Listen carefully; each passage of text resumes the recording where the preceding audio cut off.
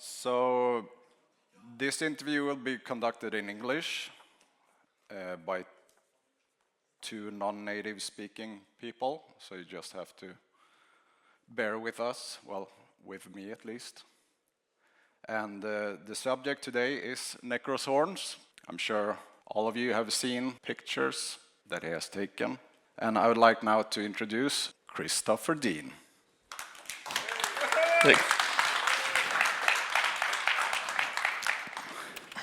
Thanks.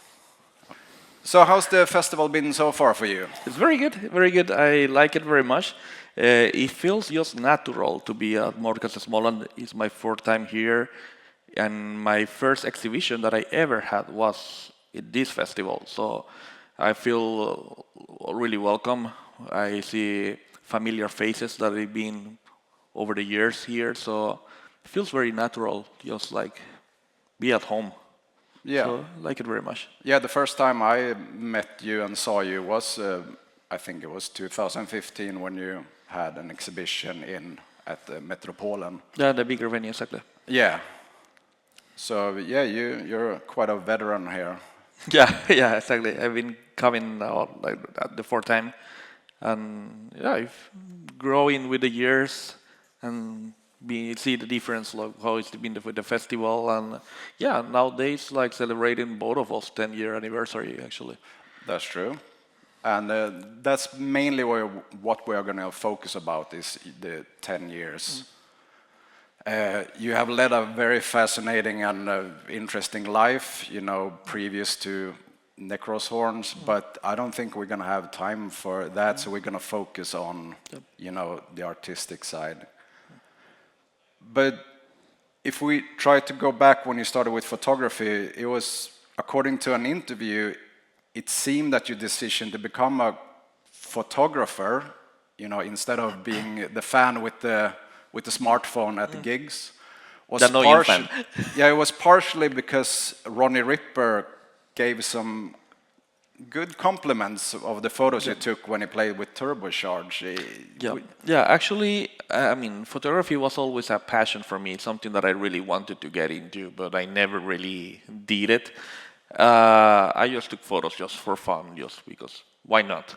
And it happens once actually after one of the concerts. I filmed the concert actually with one song with my iPhone 4 back then. And when he saw the video later, he told me, you really have a good eye for composition. And I said, well, if you say so, you know more than me about this, so I appreciate it. And so but you don't have to be kind. If it's bad, it's bad. And he was like, no, actually it's very good, and you should really try to learn photography because I can see that you have an eye for this. Then I was like, well, why not? I took the first step and bought my first camera and went from there. Just like trial and error. Just practice, and well, now it's what it is. But in the beginning, the technical aspects of a camera versus the light and the surrounding, was that a big challenge for you? Was it like, bring it on, this is fun? It was a tremendous challenge. It was very difficult. I always thought like to be a photographer is like being an engineer. You really need to study, you really need to learn. I didn't really have the ways or the time actually to set up and start studying photography. So I have just to do it by myself. I reached other photographers in a scene back then and asked questions. Many gave me the back. Many were like, figure it out by yourself. I was like, oh, okay, then I do it by myself. So I pushed myself to learn.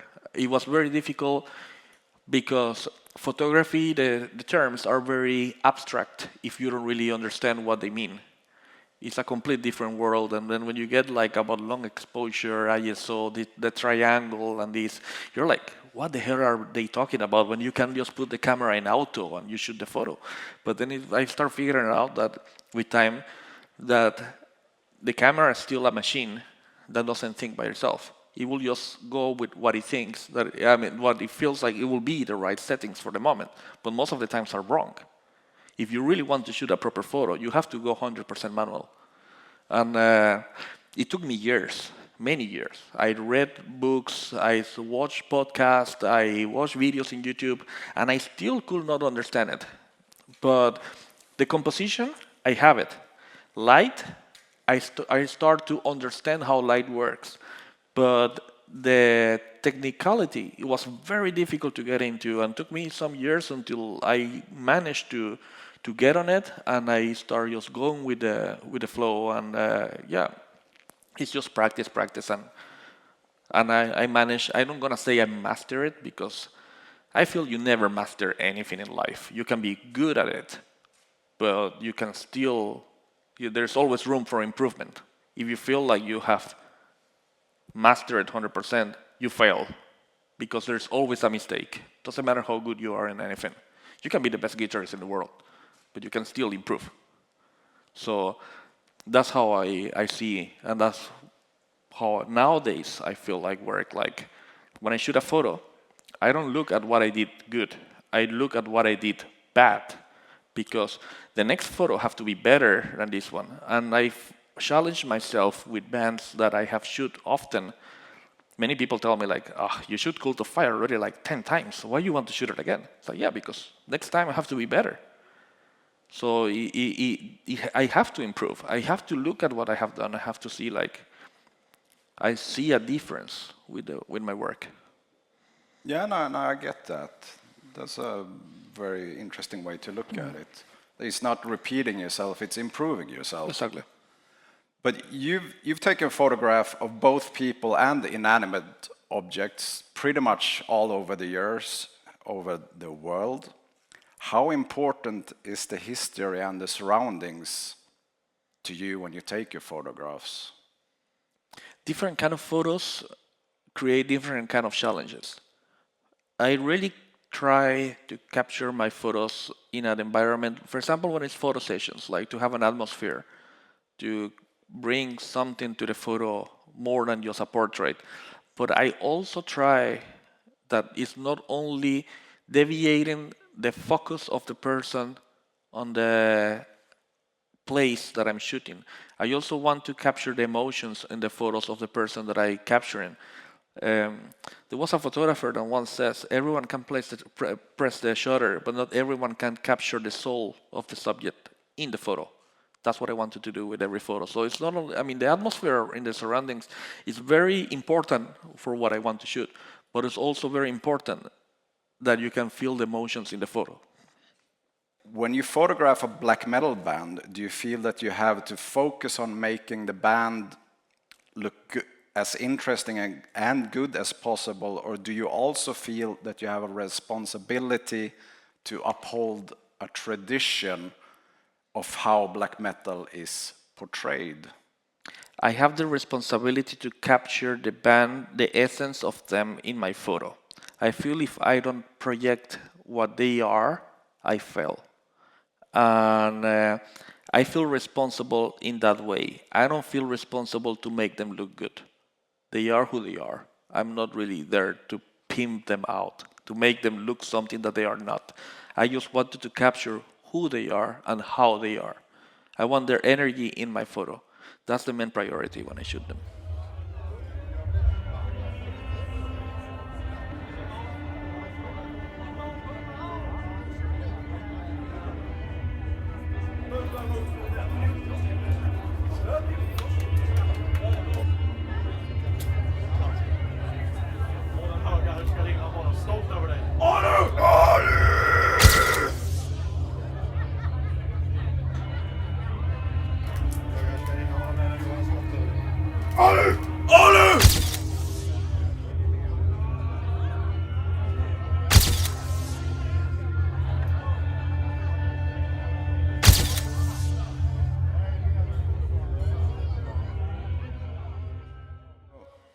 Is there a big difference between what you feel makes a good photo versus what your subject thinks is a good photo versus what the audience thinks is a... Do you have to keep a mental eye on all three? You know, please yourself, make sure the band is happy, and people are gonna watch it.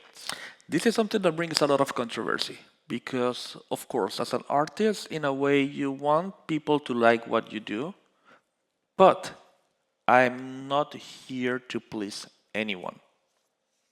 I'm here to capture what I've seen, what I feel, and project my feelings also in my work. And I don't really think if people will like it or not. Otherwise, if it's that, I will only be trying to be shooting Iron Maiden and get a really big fan base just based on Iron Maiden or Taylor Swift. That's not That's not what I want. So I don't. Sometimes people tell me like, "You're shooting such a small band, but you work with big names." I was like, I don't care the size of the band. I feel that I could capture something there that I feel connected with, so I go for it. Um, that those three subjects that you mentioned, yeah, I mean, it's complicated. First, because as you mentioned about the audience, but then if you go for what people like, then you betray your integrity. And if you lose integrity as an artist, you are not an artist anymore. You just are a commercial product. It's like if you play in a band and you start making music to please the audience, then you lost yourself. And happens to many bands in the years. That's why many start with something very good, and with time, it start declining to the point that you're like, I don't want to hear the new albums. I only want to hear the old songs. And because, many of them have actually betrayed and just turned into a commercial product. And it shouldn't be like that. So, in the subject about pleasing the audience, if people like what I do, I appreciate it. If they don't like what I do, they can look somewhere else. When it comes about when a band booked me to shoot a photo for them, then it's very different because, of course, I have my ways how I work. I have my ways how I want to capture, but I also need to compromise in a way like to capture them with the integrity that they deserve to be captured. I'm not gonna. That's why, in general, I shoot a lot of many of my photos are in sepia or black and white. I feel like black metal should not really be a rainbow of colors on stage. I feel many photographers fail in that way. I see some photos of some black metal bands, and the colors are so enhanced and so pop out that I see that I was like, this looks like everything except black metal. Black metal have a raw feeling. You have to be raw, not really like open like all these kind of like red, blue, yellow, green colors everywhere. No, I don't want to do that. So I told many bands actually, like when they search for me, this is the way that I shoot. If you're searching for me, this is how we gonna. I mean, what you should expect from me. If you don't like it, I understand, but then you should go with other photographer. And most of the time when bands search for me, it's because they already know I have created a signature in my image. So people search for me for that signature.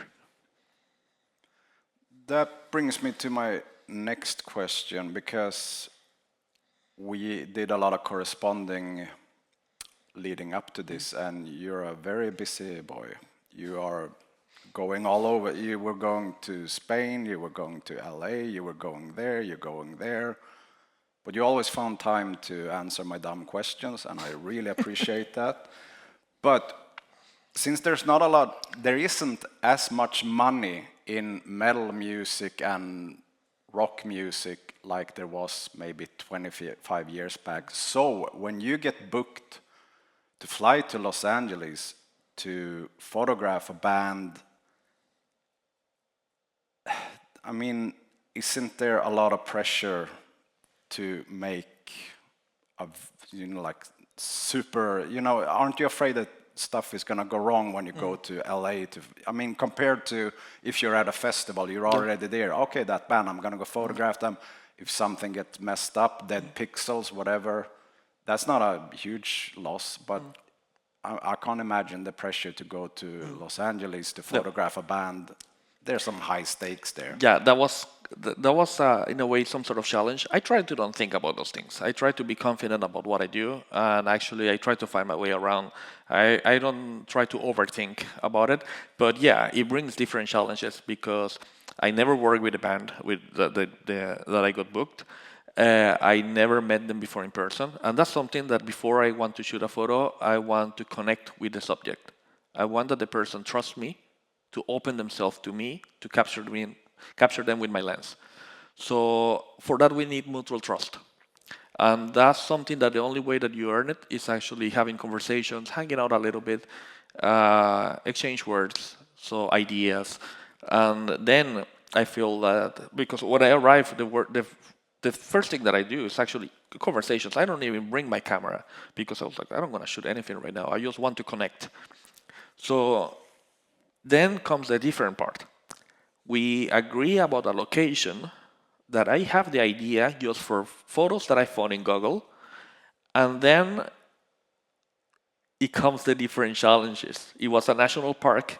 We got to the place, and right the moment when we park at the national park, a ranger parked behind us and said, "What are you guys gonna do here?" "No, nothing. We're just gonna see the place." "Yeah, but I see a lot of leather and jackets and stuff. And, are you gonna do a photo session?" We said right away, "No." We were, but no. Why? Because it's illegal to do photo sessions here. If you do it, if I see any kind of camera equipment, you can get kicked out of the area or even get arrested. I was like, "Oh, okay, very nice. Well, no problem. We're not going to do any photo sessions." Of course we were going to do it.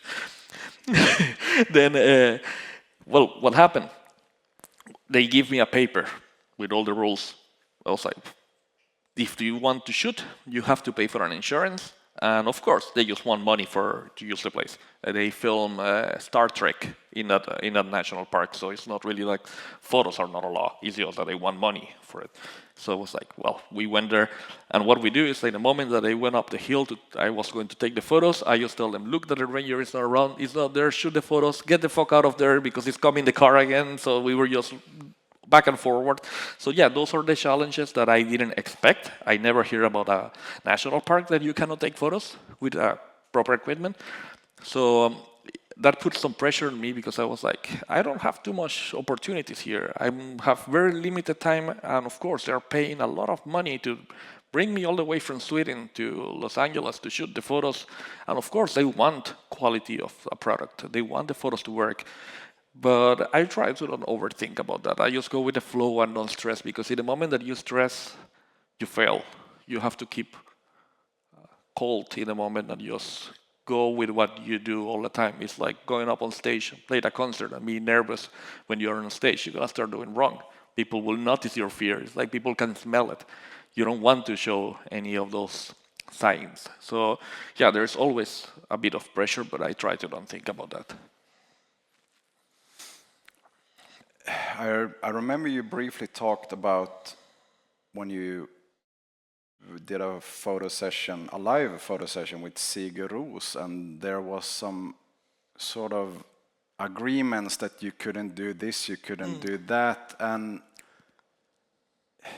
is that sort of common for bands to have this sort of photographers can't do this, you have to do in the first 3 songs and stuff? Bigger names brings bigger problems.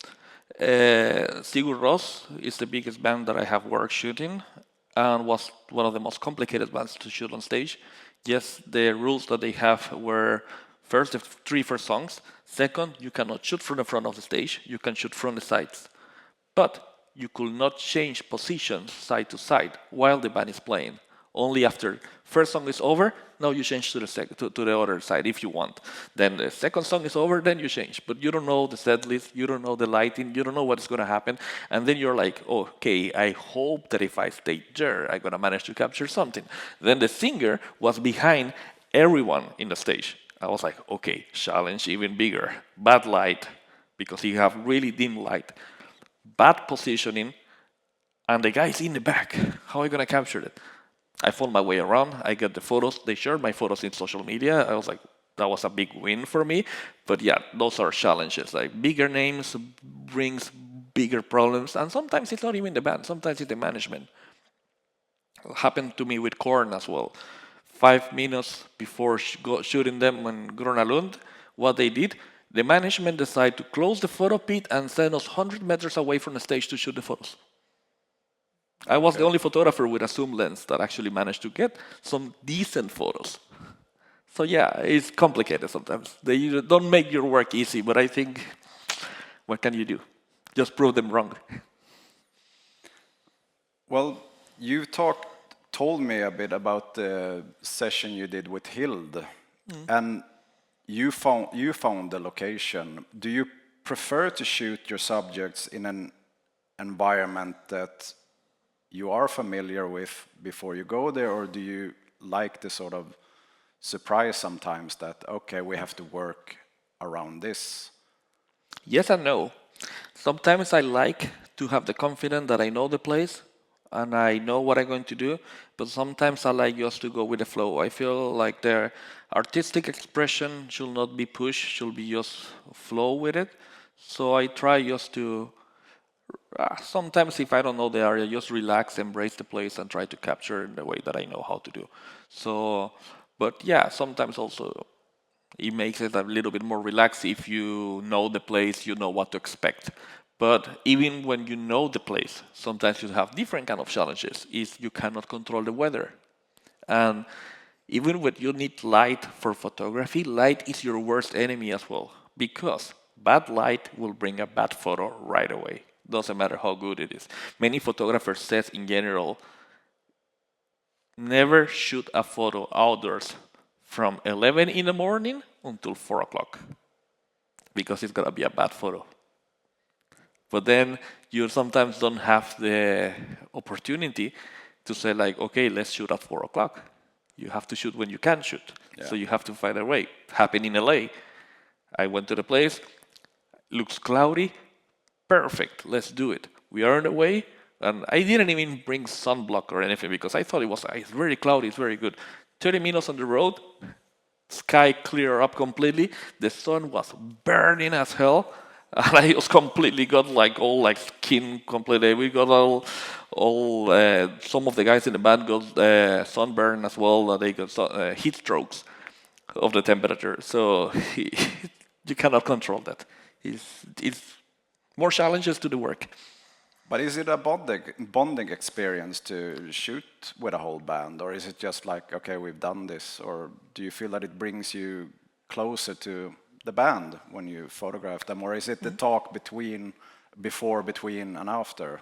Yeah, I try to, as I said, for me it's important to build a connection with the subject that I'm photographing. So I really try like, I will say 99% of the people that I shoot in sessions, we end up being good friends. And most of bands that actually book me for the first photo session, they will book me for the second one as well, because they like the way that I work.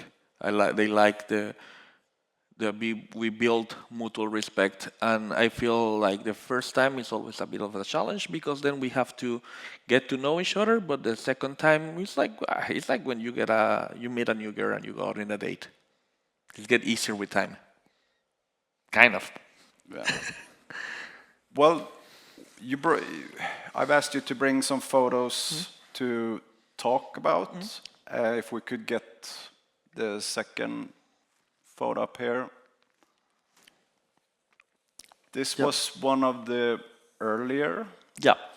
This was Cult of Fire 2015 or 2016 in Spain. For that time, I was still shooting with my first camera.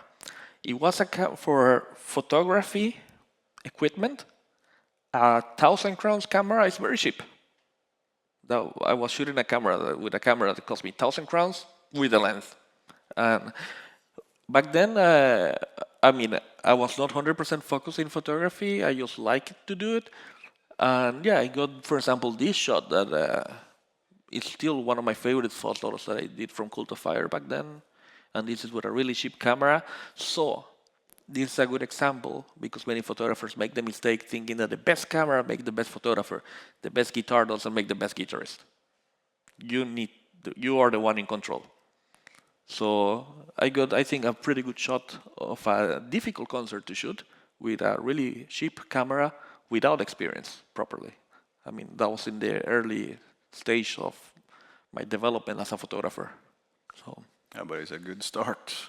Thanks. If that would be one of my early photos, I would be very happy.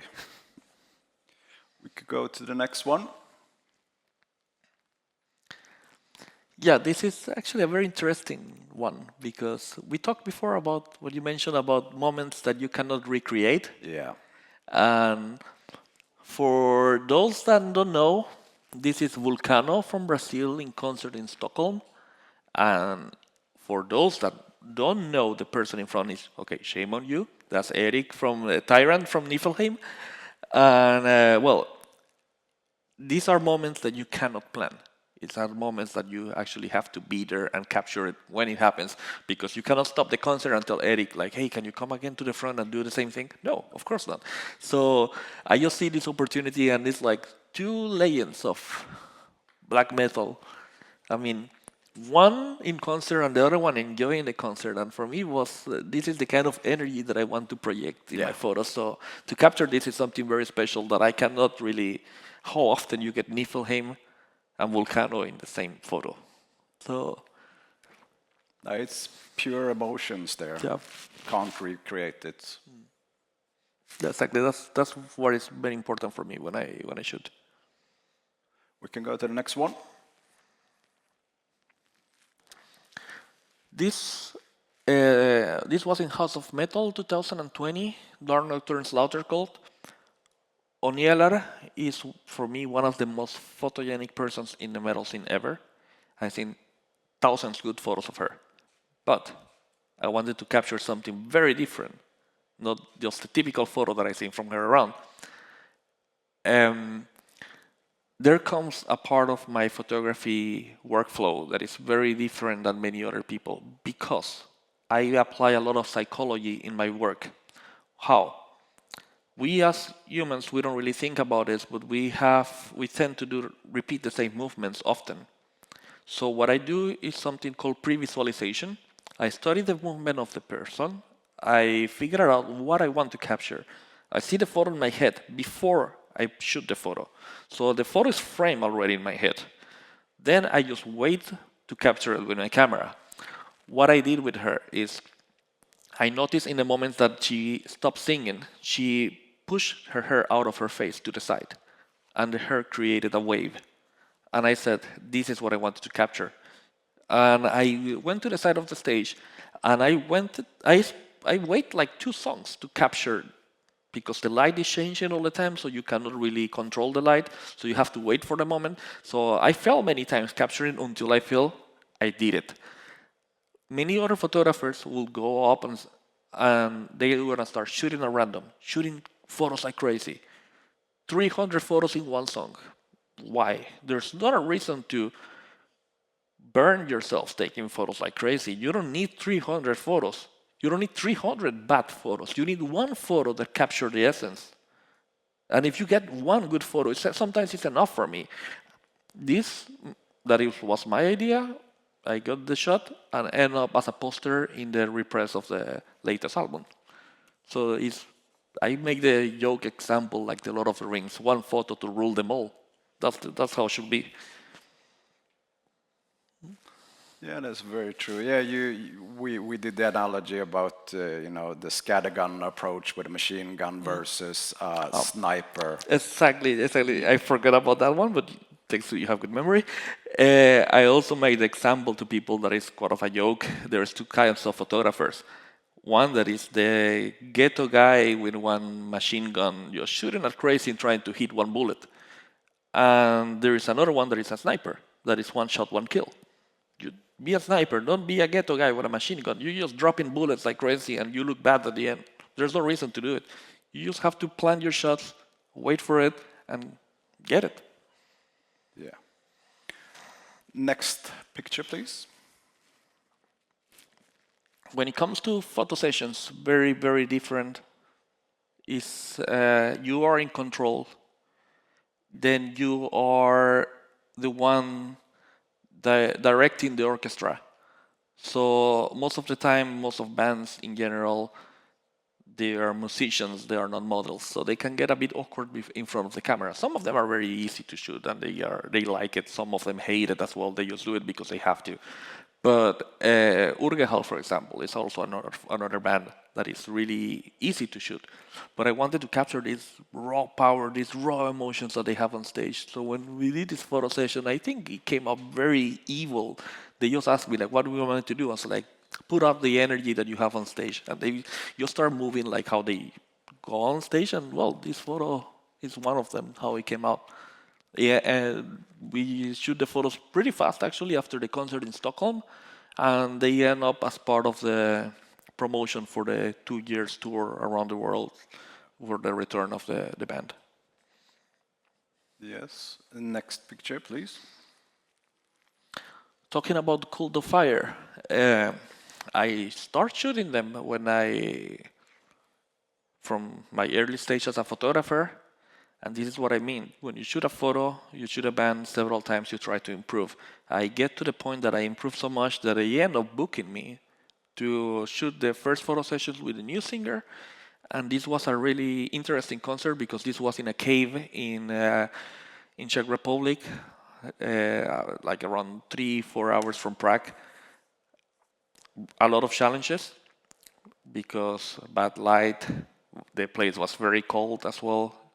And but then comes the part that you talked before about the atmosphere of the area. I mean, then I wanted to capture what is you can see is a cave behind. You can see the walls, and also you can see the essence of the band standing there. So that's what I wanted to aim for. And again, when you shoot a band, it's sort of improvement all the time. Try to improve, and to the point that they end up booking me to shoot the photos. So. Next one, please. This photo have a really big meaning for me because this is the first photo that I shoot in a photo session for one band. This is Valkyria. I was already shooting, I already improved my camera equipment, I was getting more attention with my photos in concerts, and then Simon, the singer from Valkyria, he reached out to me and told me, "I really like your photos on stage, but I have a question. Have you ever done a photo session?" I was like, "Well, not really, but I don't think it's rocket science. We can probably go for it if you are interested." I was like, "Yeah, I like the way that you portray your photos, so let's take the challenge. If works, it doesn't work, well, that's what it is." I was like, "Yeah, let's do it. I'm always up for a challenge." They have a specific ideas for the photos, very different. I didn't have any idea. I just wanted to hear what they wanted. But when I got to the place, I see this opportunity, and this was the first photo of the session, and was the photo that it was completely out of their ideas, and it was the photo that they end up using. So it was a good way to start the career. Yeah, and it must be a great feeling when you sort of your creative input gets into the band and makes them sort of take inspirations from that and end up using your photographs. Yeah, yeah, it feels very good. It's my creative is part of what I want to also include in my work as well, because at the end it's okay. You're the one that I photograph, but it's also my creativity. We can take the next one. Well, Mefarage from Sweden, also they wanted to capture the new stage clothing.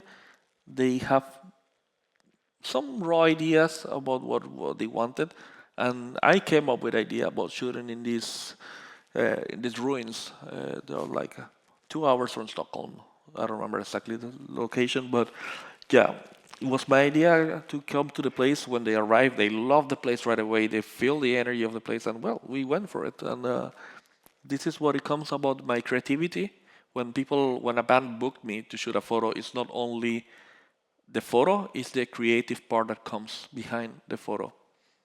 And I think this is a good example also in the place that that in this situation I was the one in control. So it was my ideas what I wanted to shoot. Yeah. And we can go to the next one. There comes the part about photo sessions that are a little bit out of control. This is Unskapt. We went to an abandoned mine outside of Uppsala. When we got to the place, I never even see the place. We just got there. But when we arrived, they told me, what do you want? How do you want to shoot? I look at the place that the building was pure concrete. So I said, like, this place is not going to burn down. You have something to light fire? And it was like, yeah, we have some stuff here. So I was like, let's do it. Let's try to burn the place down. And, well, was my idea to put all this fire, and they love it. They feel the energy right away. It was a very dangerous photo shoot because I'm not a professional fire technician or anything like that. I just like, well, let's burn it. And, well, think you could feel the energy in this photo. Yeah, I mean, anyone can see that it wasn't a controlled fire. No. It wasn't planned. There's no pyrotechnics. No, it was completely wild. Behind. This is just pure madness, and we appreciate you putting yourself and everyone in danger so we can reap Don't the do this at home. benefits. Yes, and we can take the next picture because we have a few pictures to go through. Yeah. Well, then comes the part about concerts. It's a little bit of a challenge sometimes, like when you don't have a photo pit where to shoot. And this was Morbid in Stockholm, the reunion after many years. Yes. And it was a really wild concert. It was very complicated to shoot. But yeah, I managed to capture the energy of the concert without getting involved in the concert. This photo looks very close, but I was not. I mean, I was a few meters from him, but in any moment I pushed the lens in his face to try to capture it. Like, I just try to keep the distance because respect the area of the band, but that's why I use zoom lens. But yeah, when it comes to the concert, to capture the wild energy as well. And I want people, when they see the photo, even if they don't know the band, they say, like, I can feel the energy of the concert. Capture the emotions are a priority for me, more than capture a sharp photo. Next one, please.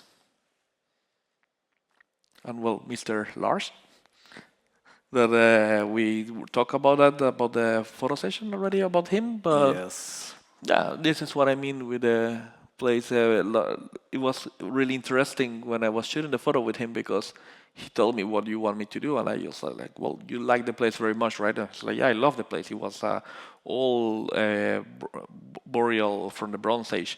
And I told him, just feel the energy and release that energy. And he just opened his arms and started screaming very loud. And I was like, this is what I need to capture. So I went straight to the point to capture these photos. And this is what I always try. Just be yourself. And I feel this is Lars being Lars. I would love to have been there to witness that. It was very cold. Even better. You have to suffer for the art, otherwise it's just mundane. Yeah, exactly. Next picture, please. There comes... This was sort of a request of mine, you know, like perfect capture, can't be recreated. Yeah, exactly. These are moments that we were doing this photo session for Darvasa. This was a medieval fortress built outside of Barcelona. And with time, this place was used to stop the expansion of Napoleon towards Catalonia. And really beautiful place. Fire is not a law, but you have to break the rules sometimes to create something. We did the photo session in the cellar of the fortress. And interesting fact, and this is the point, I just want people to be themselves. And sometimes some people can be a little bit awkward in front of the camera. Not the case, but with them. But still, we shoot the photos, and then when they were walking in front of me outside of the area, I was just behind. They didn't even notice when I shoot the photo. But this is the photo we end up using, and it's one that is one of my favorites to these days, actually. So there's our moments that is just like, when you're shooting, even in the moment that you are out of duty, you should still keep the focus, because in any moment can happen something that it will be the photo that you're going to end up using. Even when the band didn't request this one. I just shoot the photos, and when they got up and they turned off the fire, I just showed them with the camera. Look at this. It's like, what the fuck? When you shoot this? Just a second ago. You didn't notice? No.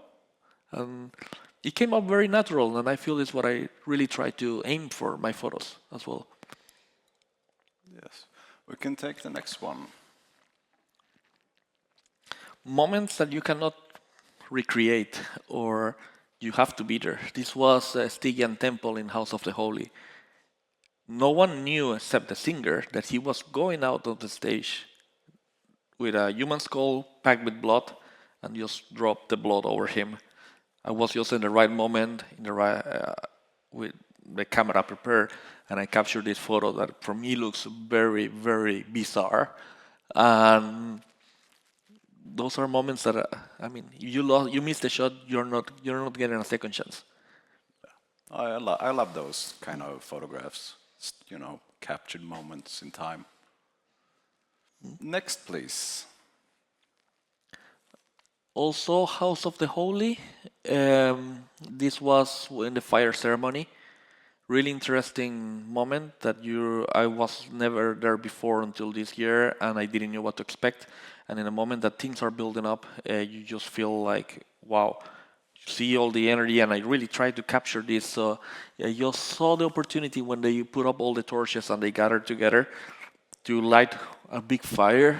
I just went, really bad idea probably, but I just went under the fire to capture this photo actually. So I was just kneeling down from the floor and captured it up. I mean, something could have fall over me and burn myself, but sometimes I don't really think about the consequences in a moment. But for me, it's more important to capture something that is bigger than me, and I feel this photo shows perfectly about the power and the energy of the place and the moment. So yeah, it's a very special photo for me as well to capture this. Next picture, please. And well, Yes, here we go. this is probably the peak of my career so far. A photo that I will say many people have liked it in the metal scene, but also have created a lot of controversy. Not specifically this one, but what it comes after. This was Darvaza again. I have this idea to shoot when it was a festival in Israel that booked me actually 1 year ago. Today is 1 year ago from that, and it was the first black metal festival in Israel, not first concert, No. first festival. And I thought they booked me to come and shoot photos for the festival, and then I have this idea: I want to go to Jerusalem and shoot something provocative. I mean, if you are in black metal and you're against religion, I feel that's the place to shoot. I have this idea. I tried to search for some bands. I wrote to some that I supposed to play there, and they didn't ever reply.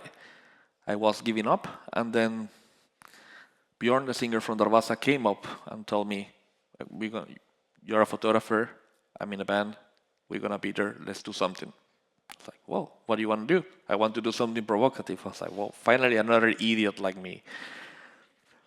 Well, we start working on the ideas, working together. I never been to Jerusalem before. I didn't know what to expect. I talked with the promoters in Israel. I told them I want to shoot in Jerusalem. They told me, it's quite complicated, but you probably can do it. You find a way around. You just have to be very fast and smart. Smart is not actually very much of it because you're already putting yourself in a big risk, but you have to really find your way. Where in Jerusalem you want to shoot? I told him Via Dolorosa. In the Bible, Via Dolorosa is the street that Jesus carried the cross towards the crucifixion. When I just told him that place, they said right away, like, oof. And when you hear that expression, it's not good. No. And the first thing that they told me is like, you can get killed over there. I was like, is that bad? I was like, yeah, there's problems all the time between religions, and you're going to go there and you're going to trigger everyone. It's like, yeah, that's the point. Well, we went to this intersection that to one side is the Muslim quarter that I was told, don't cross that place because they're going to throw you rocks because you're not Muslim. The other side was the Jewish Orthodox that just the day before they were attacking Christians because it was Jewish holidays and they didn't want the Christians in the street. And to the other side was a church of Christian Armenians that I was told that are Orthodox. And in the moment that I get triggered, they stabbed you from the back. I was like, sounds very good. 3 different ways to die. But anyway, let's do it.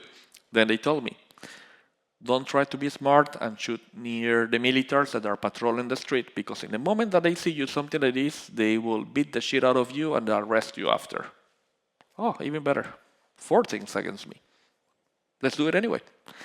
we went to the place and we did this is quite interesting. We found the main idea to get ready, because you cannot walk around the area dressed like with corpse paint or anything. No.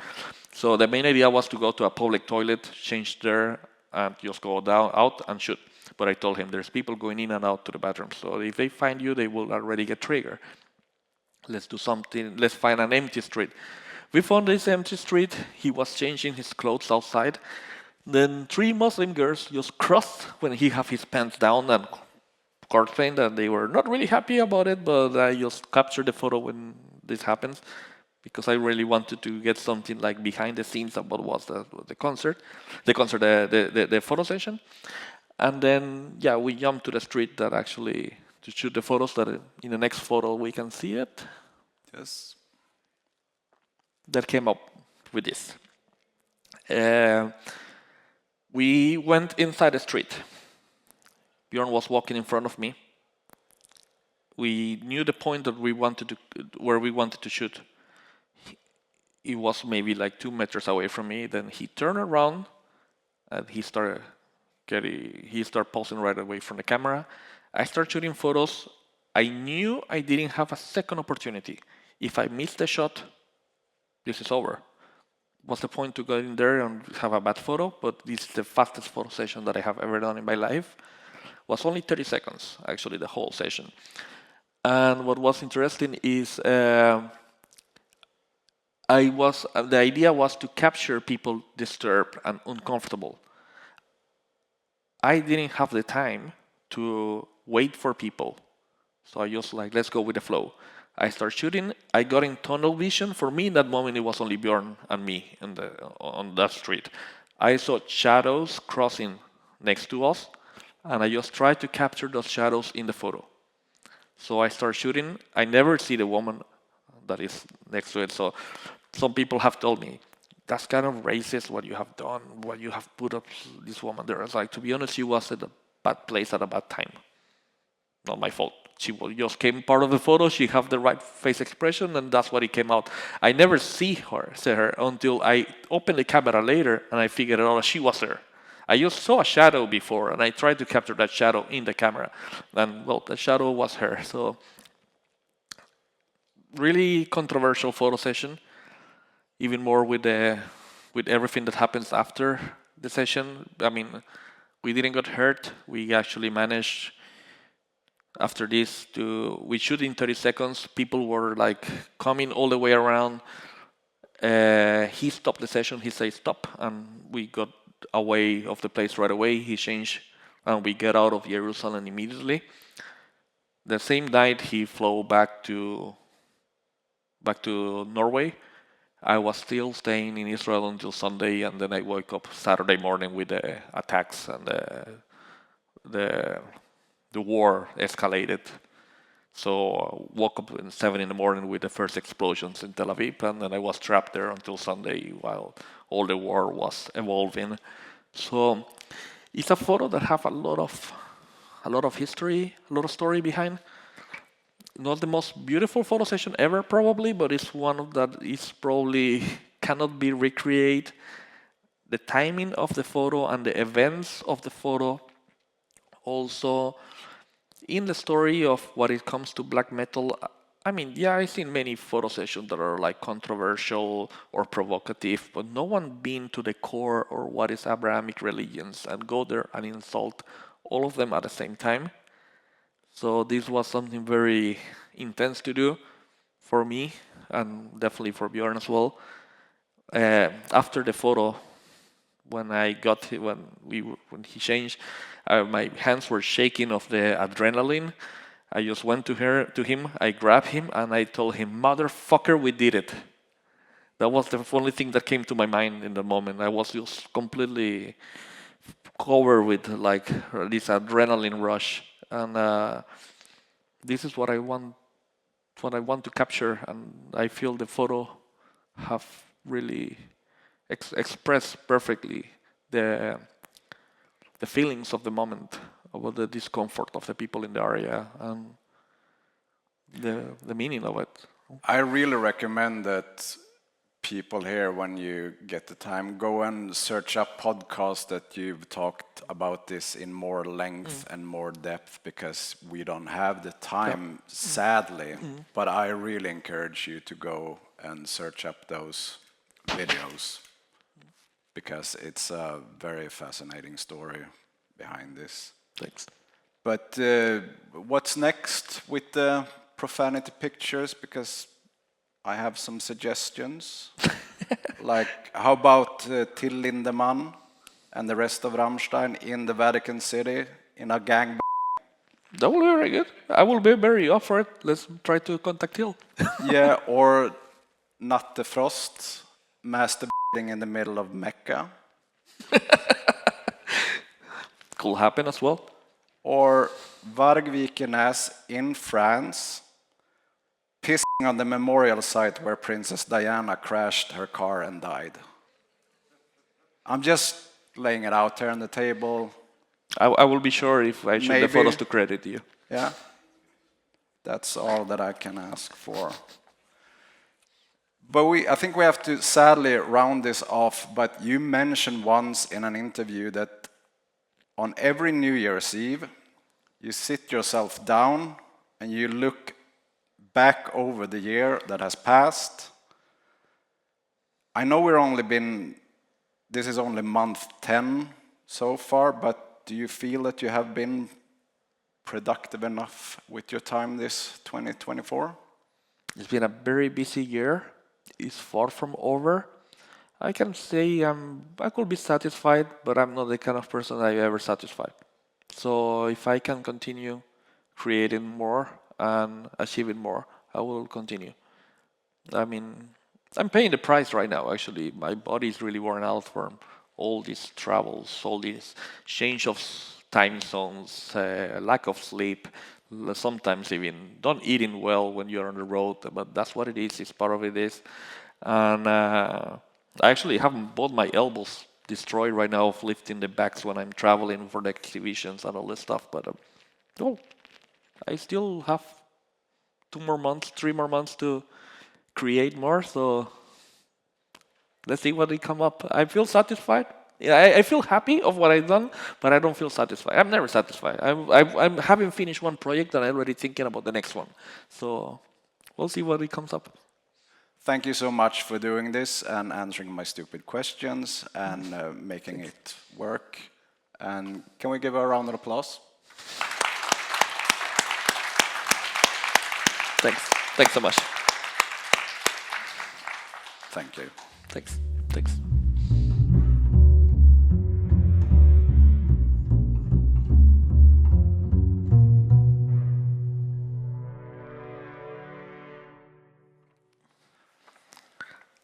Yes, well, the thing is, before we sort of officially start this interview, I'm curious about something. This is back to when you were a pilot. Yep. So you worked as a pilot for commercial airlines for over 4 years. Yep, How exactly. much did they pay you to keep quiet about the fact that the Earth is flat? Oh, a lot of money actually. That's why I can switch from aviation to be a photographer. Now I can afford the camera. Okay. I think that proves it. The Earth is flat.